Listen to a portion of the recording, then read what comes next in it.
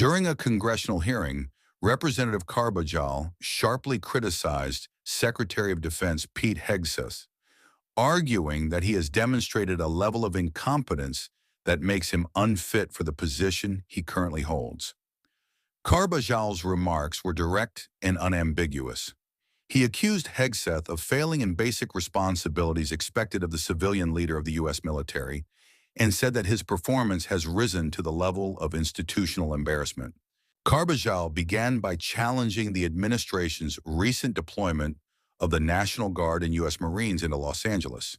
Speaking from his experience as a Marine Corps veteran, he emphasized that Marines are trained for combat and national defense, not crowd control or domestic policing operations.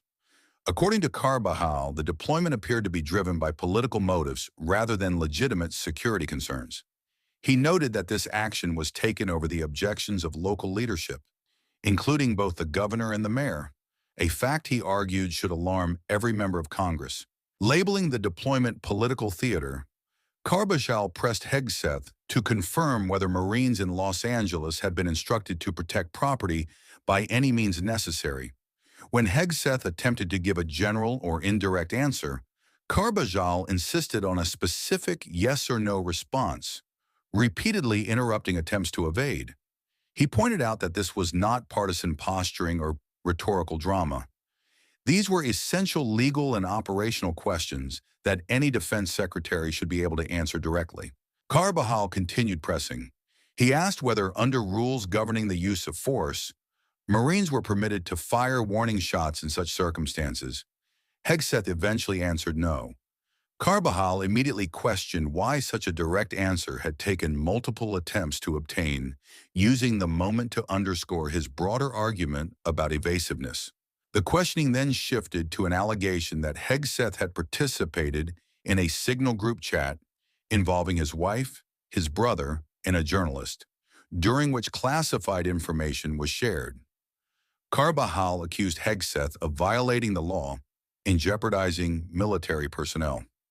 Hegseth responded by saying that every method he uses to communicate is authorized, but offered no acknowledgement, explanation, or acceptance of responsibility.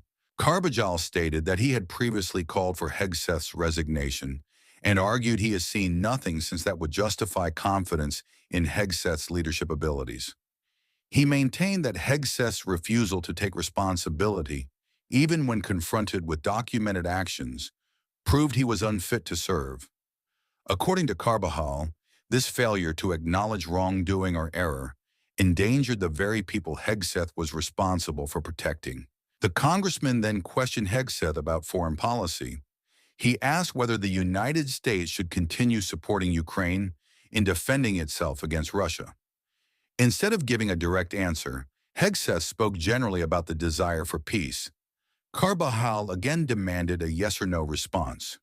Even after several exchanges, Hegseth avoided a direct answer until forced to do so. Carbajal criticized him sharply, saying that even young children could respond more clearly. Carbajal next asked whether, if Russia were to attack a NATO ally, Hegseth would recommend honoring Article 5 of the NATO treaty. Hegseth again responded indirectly by saying that Russia had not attacked any NATO country. After repeated interruptions and requests for clarity, Hegseth finally acknowledged that Article 5 requires a response in such circumstances. Carbajal's point was that the Secretary of Defense should not struggle to affirm one of the most fundamental components of U.S. security obligations. Another central question involved political loyalty.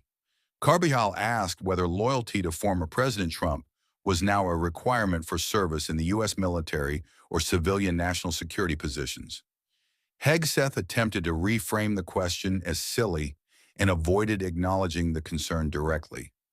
Carbajal, once again insisting on a yes or no answer, argued that such avoidance suggested that personal allegiance had become entangled with institutional duty.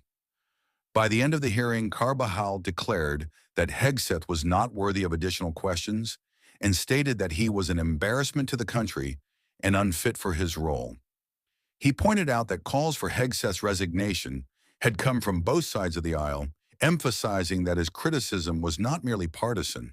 Following the exchange, Commentary emphasized that Carbajal had not asked trick questions or attempted to trap Hegseth. Instead, he had asked the most basic operational and constitutional questions any Secretary of Defense should answer easily. The central argument was that Hegseth consistently avoided taking responsibility, avoided acknowledging errors, and avoided adhering to established rules separating political interests from military obligations. The commentary further argued that Hegseth's refusal to accept accountability is especially concerning given the immense authority his office carries. One example cited was a military strike involving Venezuela, in which a second attack targeted individuals who were already wounded, unarmed, and no longer posed a threat. This incident was presented as evidence of reckless escalation in decision-making without necessary oversight. According to this argument, such action was not defensive in nature and revealed a troubling willingness to use lethal force in situations where restraint should have been exercised.